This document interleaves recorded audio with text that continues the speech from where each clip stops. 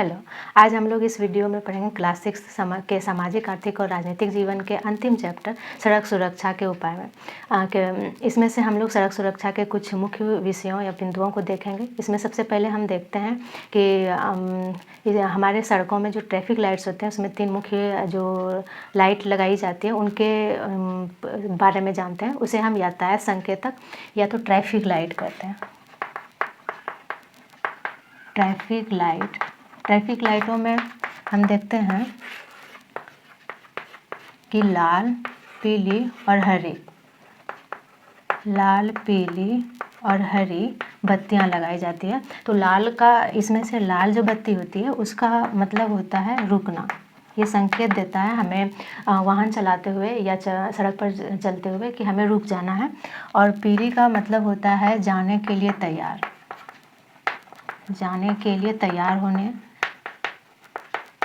से पहले ये जो है बत्ती जलाई जाती है। या तो हम बोलें कि हरी बत्ती जलाने के पहले पीली बत्ती जलाई जाती है। और हरी बत्ती का मतलब होता है चले जाना, या हम बोल सकते हैं कि रास्ता साफ है, या ये संकेत है जाने का। ये संकेत होता है जाने का कि हम अपने रास्ते में आगे जा सकते हैं। तो ये 3 संकेतक, ये लाइटों या संकेतक, यातायात के संकेतक का मतलब होता है।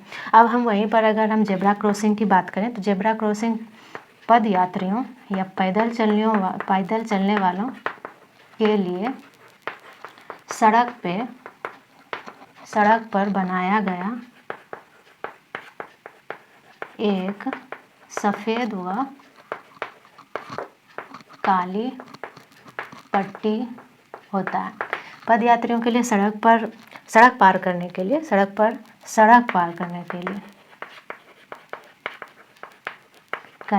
लिए बनाया गया एक सफ़ेद व काली पट्टी होती है।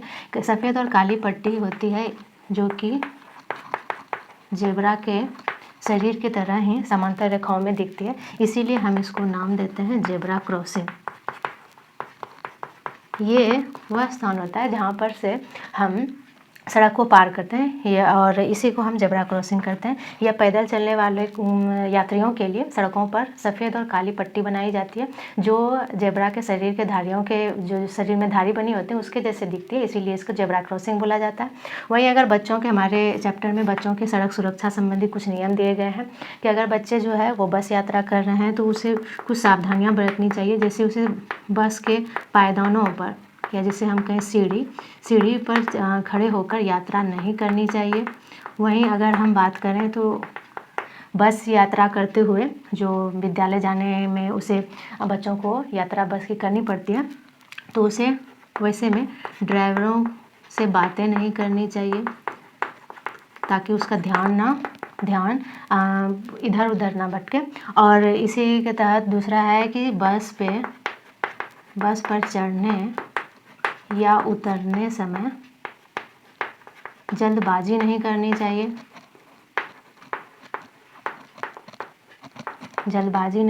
चाहिए और कतारबद्ध होकर के हमें ये काम करनी चाहिए। तो ये बस से जुड़ी हुई कुछ जो है सुरक्षा के नियम वो हमारे चैप्टर में दिया गया। फिर सड़क पर यात्रा करते हुए बच्चे को हमेशा ध्यान में रखना चाहिए कि अगर हम सड़क पार कर रहे हैं जहाँ पर जेब्रा क्रॉसिंग जैसी सुविधाएं ना हो, सुदूर प्रांतों या गांवों सब में, तो वहाँ सड़क पार करते समय हमें पहले दाएं, फिर बाएं और फिर से दाएं घूमकर अपने देख लेना चाहिए कि कोई गाड़ी ना आ रही हो, तभी हमें सड़क पार करनी चाहिए। उसके बाद हमें हमेशा ही बाईं ओर सड़क पर चलनी चाहिए, बाईं ओर। उसके बाद कभी भी सड़क पर दौड़ या कोई भी खेल नहीं करनी चाहिए। तो ये कुछ मुख्य सड़क सुरक्षा है जो कि बच्चों को अपनानी चाहिए। उसके बाद हम रेलवे क्रॉसिंग को देखें। हमारे जगह जगह रेलवे क्रॉसिंग जहाँ पर रेल की पटरियाँ जो है बिछी होती है और दूसरी जो सड़क होते हैं उससे गुजरते हैं। जैसे कि अगर हम लें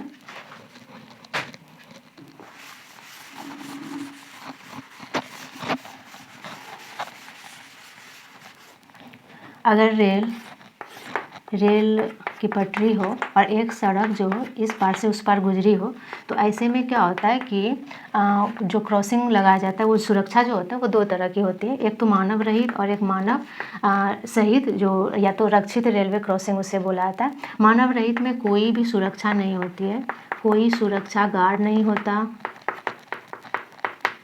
ना ही कोई फाटक और ना कोई संकेतक बोर्ड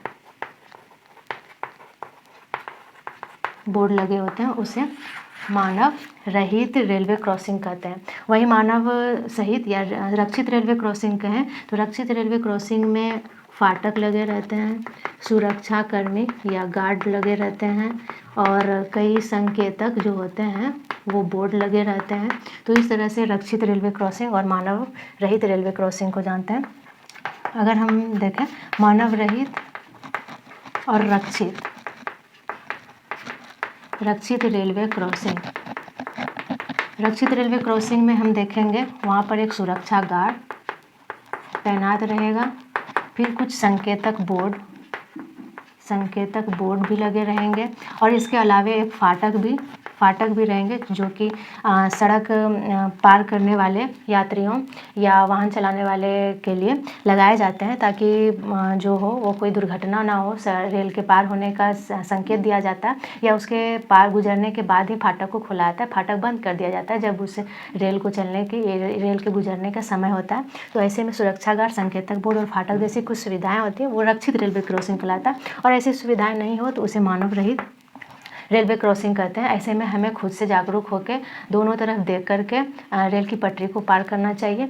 और हम देखते हैं कुछ यात्रा संकेतक को, हमारे सड़कों पर हमेशा ही कुछ यात्रा के संकेत बने होते हैं, उसके कुछ ना कुछ मायने रहते हैं, तो हम उसके कुछ मायने को देखते हैं। अगर ऐसे चिन्ह हमारे सड़कों पर बने हुए दिखाई देते हैं तो इसका मायने होते हैं रुकना या रुक जाना। अगर ऐसे चिन्ह बने हुए हैं जो जिसमें जेब्रा क्रॉसिंग उस पर चलते हुए, तो ये दिखाता है कि उस जगह जेब्रा क्रॉसिंग है या आगे है और उससे हम सड़क पार कर सकते हैं। अगर पी मार्क दिया हुआ है और वो दाएं या बाएं और चिन्हित कर रहा है तो इसका मतलब है कि हम अपने गाड़ी को दाएं या बाएं और पार्किंग कर सकते हैं। पार्किंग का ये सिंबल होता है। अगर किसी ऐसे मनुष्य को ऐसे बोर्ड में दिखाया गया होता है, उसको क्रॉस कर दिया जाता है, तो इसका मतलब होता है वहाँ से पैदल यात्री का गुजरना जो है वो निषेध है, मतलब वहाँ से पैदल यात्री को नहीं पार होना या नहीं चलना। अगर इस तरह हॉर्न का निशान बना हुआ है तो वहाँ पर हमें हॉर्न बजाना है। उस समय घनी आबादी उस जगह पर घनी आबादी हो सकती है ताकि लोग सतर्क हो, या जंगली जानवरों का जहाँ पर तादाद अधिक होता है तो वैसे में ऐसे सिंबल बना दिए जाते हैं ताकि हॉर्न बजाकर उसे सूचित किया जाए, उसे पता चले कि यहाँ पर गाड़ी आने वाली है। और अगर हॉर्न बजाना निषिद्ध होता है, मनाही होता है स्कूल या किसी अस्पताल के सामने, तो वैसे में हॉर्न के सिंबल को क्रॉस कर दिया जाता है।